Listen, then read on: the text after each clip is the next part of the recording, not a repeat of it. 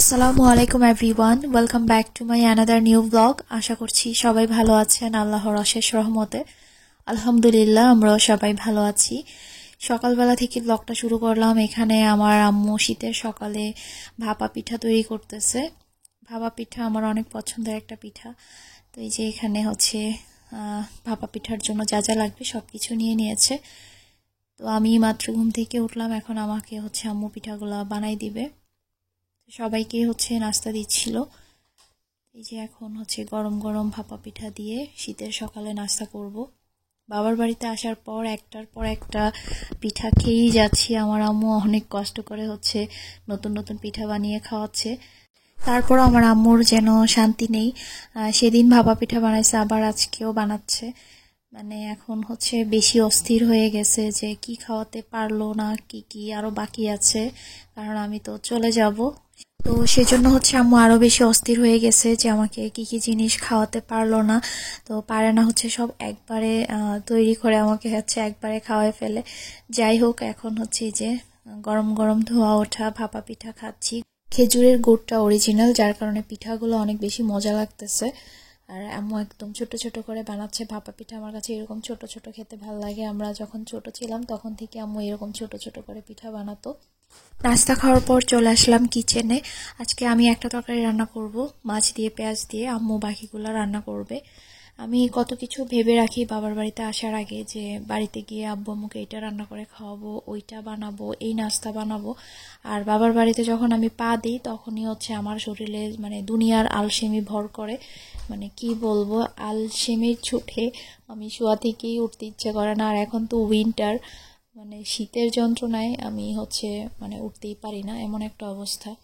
আর কোনো কিছু যে রান্না করে খাওয়াবো সেটারও আমার মানে আলসেমির জন্য পারি না। তো এখানে আম্মু আরো অনেক মাছ নামিয়ে রেখেছে। এই আস্ত মাছগুলো আমার নানুর বাড়ির ফিশারির মাছ। তো এগুলো হচ্ছে আস্ত তেলাপিয়া, সরপুঁটি, এগুলো আস্তই রেখেছে। এগুলো আম্মু বললো যে ফ্রাই করার জন্য। আর এই যে দেখেন আমার কুটু কুটু পাখি, ওকে হচ্ছে আমার ছোট বোন মেয়ে বাবু বানাই দিছে। একদম হিজাব টিজাব পরাই দিছে ওর মাফলার দিয়ে। আমার আরিশ বাবাকে তো দেখে মনে হচ্ছে আসলেই একটা বেবি গার্ল। মাশাল্লাহ, সবাই মাশাল্লাহ বলবেন প্লিজ। তো হচ্ছে বলতেছে আমাকে খালামণি এটা পরাই দিছে, তো আমাকে দেখাতে আসছে। আর এই যে এখানে আমি মাছ ফ্রাই করতেছি, তারপর হচ্ছে আমি মাছটা ভুনা করব, রান্না করব আর কি। আর এই বড় মাছগুলাকে হচ্ছে ফ্রাই করব সব মশলা দিয়ে মাখিয়ে। যেভাবে আমি বারবিকিউ করি ওইভাবেই করব। কিন্তু আমার মাথায় একটা জিনিস ছিল না, তারপর দিনই কিন্তু আমরা বারবিকিউর পার্টি করব। তো এই মাছগুলো রেখে দিলে হচ্ছে আমরা চিকেনের সাথে এগুলোও বারবিকিউ করতে পারতাম, সেটা আমি একদমই ভুলে গেছি। শুধু শুধু প্যানের মধ্যে এগুলো করতে গেছি। তো এখন হচ্ছে মাছের মধ্যে লেবুর রস আর লবণ দিয়ে মাছগুলো মাখিয়ে রাখবো। আর তারপর আলাদাভাবে আমি মশলাটা রেডি করব। মশলাটা রেডি করে তারপর মাছের গায়ে মাখিয়ে এটাকে রেখে দিব কিছুক্ষণ। তারপর হচ্ছে মাছগুলো ফ্রাই করব। যেভাবে হচ্ছে তেলাপিয়া মাছের বারবিকিউ করি সেম ওইভাবেই। প্রথমে হচ্ছে লেবুর রস দিয়ে আর লবণ দিয়ে মেখে রাখলে মাছের যে একটা আষ্টে গন্ধ আছে সেটা থাকবে না। আর এগুলো একদম মানে ফিশারির ফ্রেশ মাছ ছিল, মাছগুলো খুবই মজার ছিল। আর এখানে তো আমি পেঁয়াজ টমেটো কাঁচামরিচ ভেজে নিচ্ছিলাম। তো এই তো এখন মশলা কষিয়ে নিচ্ছি। আর এদিকে হচ্ছে আমার বোন চলে আসছে, এসে বলতেছে দাও দাও আমি নাড়াচাড়া করি, সবাইকে দেখাই আমি রান্না করতেছি, দুষ্টুমি করতেছিল। তো ওইদিকে আম্মু হচ্ছে লাকড়ির চুলাতেও রান্না বসিয়েছে, অন্য তরকারি রান্না করতেছে, তারপর ভাত ডাল, তারপর আজকে আবার মেরা পিঠাও বানাবে। সেদিনের মেরা পিঠাগুলোতে আম্মু বলতেছে নারকেল একটু কম হয়েছে, যার কারণে আম্মু আজকে আবারও মেরা পিঠা বানাচ্ছে আমার জন্য। কারণ আমি নারকেল বেশি দিয়ে মেরা পিঠা খেতে পছন্দ করি, তো আজকে অল্প করেই বানাবে।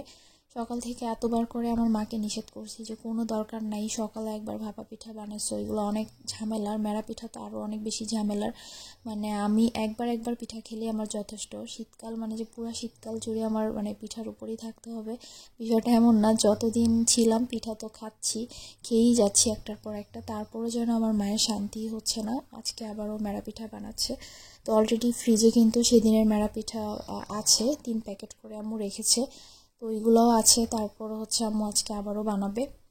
তো এই যে এদিকে হচ্ছে আমি মাছের মধ্যে সব মশলা একসাথে মিক্স করে মাখিয়ে তারপর এখন মাছের গায়ে মাখিয়ে নিচ্ছি। আমার জামাইয়ের নাক ডাকার যন্ত্রণায় আমি ঠিকমতো ভয়েস দিতে পারতেছি না। সে গতকাল আসছে আমাদের বাসায়, তো তো আমি হচ্ছে এখন রুমে বসে ভয়েস দিচ্ছি আর সে ঘুমাচ্ছে। দুপুরবেলা খেয়ে একটু শুয়েছে, ঘুমাচ্ছে আর নাক ডাকতেছে। যাই হোক, ওর নাক ডাকা হচ্ছে ভয়েসের মধ্যে আসলে সবাই একটু এটা স্কিপ করবেন। তো এই যে আমার হচ্ছে রান্না হয়ে গেছে, মাছ তরকারি রান্না করে নিলাম। এদিকে আম্মুরও রান্নাবান্না শেষ।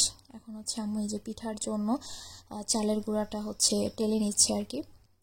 আর মাছ তরকারি হয়ে যাওয়ার পর এখন হচ্ছে আমি আস্ত মাছগুলাকে ফ্রাই করতেছি। তারপর এখনই আম্মু মেরা পিঠার ডোটা তৈরি করবে, এখনই বানাই ফেলবে। তো খুব ঝটপট হয়ে গেছে আর অল্প পরিমাণেই বানাচ্ছে। এই তো এখানে চালের গুঁড়া টেলে নিচ্ছে, টালা চালের গুঁড়ার সাথে এখন দিয়ে দিচ্ছে নারকেল কোড়া। এই যে এখন হচ্ছে নারকেল কোড়া মিক্স করে তারপর গরম পানি দিয়ে মেরা পিঠার ডোটা তৈরি করে নিবে। সেদিনের মেরা পিঠার ভিডিওতে এরকম একটা কমেন্ট পেয়েছিলাম যে একটা সহজ কাজকে আপনারা এত জটিল বানাচ্ছেন, যে মেরা পিঠার এই যে চালের গুঁড়াটাকে আলাদা করে টালার কোনো দরকার নাই, এটা টেলে একবারই হচ্ছে মানে যেভাবে হচ্ছে চালের রুটি বানানো হয় ওইভাবেই হচ্ছে মানে চালের আটার ডোটা তৈরি করে ওইভাবে পিঠা বানানোর কথা বলেছেন একজন। কিন্তু যেটার যে সিস্টেম ওইভাবে মেরা পিঠা আসলে ভালো হয় না। তো আমি আবার আমার আম্মুকে বলেছিলাম, আমি নিজেও জানতাম না যে আসলে এইভাবে হবে কি হবে না। তো কমেন্টসটা পেয়ে আমি আবার আম্মুকে শেয়ার করেছি আসলে যে ওইভাবে আসলে হবে কি না মেরা পিঠা, যেভাবে চালের রুটি বানানোর জন্য ডোটা তৈরি করা হয়। তো পরে আম্মু বলে যে না, ওইটা ভালো লাগবে না, খেতে কাই কাই লাগবে আর কি। যেটা যেভাবে সিস্টেম মেরা পিঠা আমি দেখেছি এভাবেই তৈরি হয়। এখন অনেকে হয়তো বা এটা মানে জটিল মনে করে ওইভাবে করে ফেলে, যে জিনিসটা তো একই, চালের গুঁড়ি তো চালের আটা দিয়ে তো করা হয়, গরম পানি দিয়ে করা হয়। তো জিনিসটা হচ্ছে একবারে পানির মধ্যে বলক এনে চালের গুঁড়া দিয়ে দিলেই হয়ে যাবে। আসলে এইভাবে নাকি হয় না মেরা পিঠা, এভাবেই নাকি বানাতে হয়। তো এখন হচ্ছে এই যে আমার বোন আম্মুকে হেল্প করতেছে, ও মাশাআল্লাহ অনেক হেল্প করেছে আজকে। এই যে ডোগুলা হচ্ছে এখন কাঠি দিয়ে নেড়ে চেড়ে মিক্স করে নিচ্ছে। তারপর হ্যালো গাইস, এই যে দেখেন উপরে আকাশ বাতাস গাছপালা, আর এই যে এখানে বিডি ব্লগার পূর্ণা, সে গ্রামে এসে এখন মেরা পিঠা তৈরি করতেছে। আপা হ্যালো ব্রো, আপা আপনার অনুভূতি কি? আমার অনুভূতি খুবই কষ্টকর, বলে বানাও কেমনে তোমরা? করেন করেন সুন্দরভাবে মেরা পিঠাটা বানান, আমি খাবো। প্রিন্সেস ডায়না হয়ে বসে আছে। আমি এগুলো করতে পারি না, আমি এইভাবে এভাবে গোল গোল করব। ও এভাবে গোল গোল করবে। আরে ম্যাডাম ফুলি আজকে মেরা পিঠা বানাচ্ছে। তারপরে এটা হওয়ার পরে এভাবে মথে দিবেন। আমার পেডিকিউর করা নইলস এগুলো এখানে এসব বললে লাভ নেই। আল্লাহ, ওইদিকে আমার মাছ পুরা যেতেছে।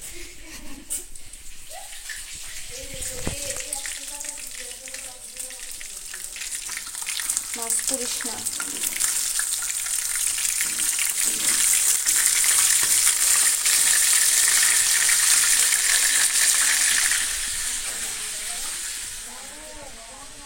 আমাদের বাসার পরিবেশটা একটু সবাই ইগনোর করবেন। এই যে দেখেন বন্যায় আমাদের পরিবেশ দূষণ হয়ে গেছে।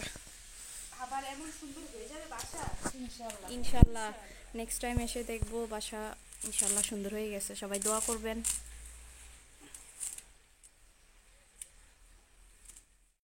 আজকের ভিডিওতে রিয়েল ভয়েসটা একটু রাখলাম। আমরা হচ্ছে এরকমই দুষ্টামি করতে থাকি, তো ভাবলাম যে আপনাদের সাথে একটু আমাদের দুষ্টামিটা শেয়ার করি।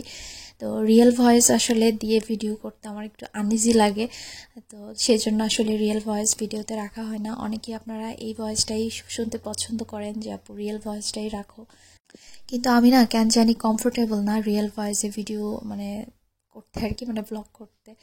সবাই তো রিয়েল ভয়েস দিয়ে ব্লগ করে, কিন্তু আমি কেন জানি পারি না। তো যাই হোক, চেষ্টা করবো একটু একটু মাঝে মাঝে রিয়েল ভয়েস দিয়ে ভিডিও করার জন্য। তো এখানে হচ্ছে মাছ একদিকে ফ্রাই করতেছিলাম তিনটা করে, আর এই যে তিনটা হয়ে গেছে। এখন আমি কি জানি বলে এটা, তেলাপিয়া মাছটা ট্রাই করতেছি। আম্মু বললো গরম গরম খেয়ে নিতে। তা আম্মু হচ্ছে শুধু শুধু খাওয়ার জন্যই মাছগুলো ফ্রাই করতে বলছে, আর আমার হাতের ফ্রাইটা খুব ভালো হয়। তো এখানে আমি সস দিয়ে খাচ্ছিলাম, সাথে আম্মুকেও দিচ্ছিলাম। তেলাপিয়া মাছটা খুবই টেস্ট ছিল। 500 টাকা দাও। আমি যে ক্যামেরা ধরে আছি, আমার টাকা দাও। ও মা, আমি কি আপনাকে এভাবে ফ্রি প্রমোশন করতে আসেন কেন ভাই? কি সস্তা ব্লগার। ফ্রি প্রমোশন না, আমি যে এটা ধরে আছি আপনাকে যে সবাই দেখবে আমার মাধ্যমে, আপনাকে যে সবাই দেখবে, আপনাকে যে সবাই চিনবে, আপনি আমার বোন। আমাকে দাও, আমি যে সবাই আপনার পাবলিসিটি করতেছি আপনার ফেস, এটা তো অনেক ভাগ্যের বিষয়। মেরা পিঠা এগুলো এখন ভাপে দেওয়া হবে নাকি? এত বড় বড় মেরা পিঠা গোল গোল বানানো হবে, গোল গোল এগুলো শেষ ফিনিশিংটা তোমার হাত লাগবে। ও আচ্ছা তাই নাকি, আমি দিচ্ছি, দাঁড়াও। এই তো বোনের সাথে কিছুক্ষণ মজা করলাম। তো এখানে হচ্ছে আমার বোন এই যে বানিয়ে নিচ্ছে, সুন্দর হচ্ছে ওর পিঠাগুলা। ও যে মেরা পিঠা বানাতে পারে এই জিনিস আমি জানতাম না, কেমনে কেমনে জানি পারতেছে।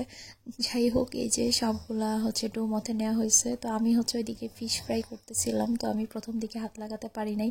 আম্মু আমাকে বলতেছে লাস্ট ফিনিশিংটা হবে তোমার হাতে। তো এই যে এখন আমিও বানাচ্ছি। আমি হচ্ছে বাসায় ভিতরে নিয়ে আসছি, ওরা বাইরে বানাচ্ছে।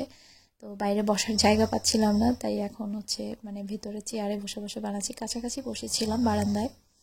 এই তো আমার এগুলা বানানো হয়েছে, এখন এগুলা হচ্ছে ভাপে দেওয়া হবে। অলরেডি পূর্ণা আর আম্মু মিলে অনেকগুলা বানিয়েছে। এই যে ও এখানে শুট নিচ্ছে। তো এখন হচ্ছে এগুলাকে ভাপে দেওয়া হবে। তো নিচে পানি গরম হয়ে গেছে, উপরের হাঁড়িতে এখন পিঠাগুলা দেওয়া হবে।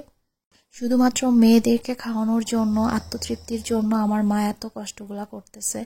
একদম সেই সকালবেলা ভোরবেলা থেকে উঠে যে কাজে লাগে, একটার পর একটা করতেই থাকে। তার উপর আবার একা হাতে রান্না বান্না। আমার আম্মুকে কত যে বলি, এখন বয়স হচ্ছে, কাজের এত বেশি লোড নিও না, এত প্রেশার নিও না। আমরা তো কিছুদিন পর পরই আসি, এত এত কেন করতে হবে বুঝি না। আম্মু আসলে কথা একদমই শুনে না। অনেকে আমাকে কমেন্টে লিখেন আমার আম্মুর কথা, যে আম্মুকে একটা হেল্পিং হ্যান্ড রেখে দেওয়ার জন্য। সেটার জন্য আমরা বিগত কয়েক বছর ধরেই চেষ্টা করতেছি। আমাদের এখানে হচ্ছে মানে কাজের বুয়া পাওয়া যায় বলতে, ছোটা পাওয়া যেত এক সময়, ছোটা এসে কাজ করে দিত। এখন সেটাও পাওয়া যায় না। মাঝে মাঝে 2-3 জন মহিলা আছে, এদেরকে মাঝে মাঝে একটু খবর দিলে যদি মাছ মুরগি কাটার প্রয়োজন হয় বা বেশি হয়ে যায়, তখন হচ্ছে আসলে একটু করে দিবে। কিন্তু একদম মাসিক ভিত্তিতে যে কাউকে মানে রাখার মতো ওই রকম মানুষ নাই, আর পার্মানেন্টলি রাখার মতো ওই রকম কাজের মানুষ আমরা কিছুতেই খুঁজে পাচ্ছি না। আমি সবসময় আম্মুকে বলি যে আশেপাশে মানুষকে দিয়েও যেন একটা মানে এরকম দূর থেকেও যদি আনানো যায়। আর দূর থেকে আসলে এত দূর থেকে মানুষ আসতেও চায় না পার্মানেন্ট কাজের জন্য। একটা সময় পাওয়া যেত, আমাদের বাসায় আমি ছোটবেলা থেকেই দেখেছি কাজের লোক ছিল, পার্মানেন্টই ছিল, মেয়েটে পাওয়া যেত। কিন্তু এখন আসলে পাওয়া যায় না। অনেক কাজের মেয়ে আমাদের বাসায় হচ্ছে কাজ টাজ করে গেছে, কিন্তু এখন আর পাওয়া যায় না। এখন হচ্ছে মানুষজন শহরের দিকেই চলে যায় কাজ করতে, গ্রাম সাইডে এখন কেউ আসে না কাজের জন্য। যাই হোক, মেরা পিঠাগুলা তৈরি হয়ে গেছে। তো দোয়া করবেন সবাই আমার আম্মুর জন্য। আল্লাহ হাফেজ।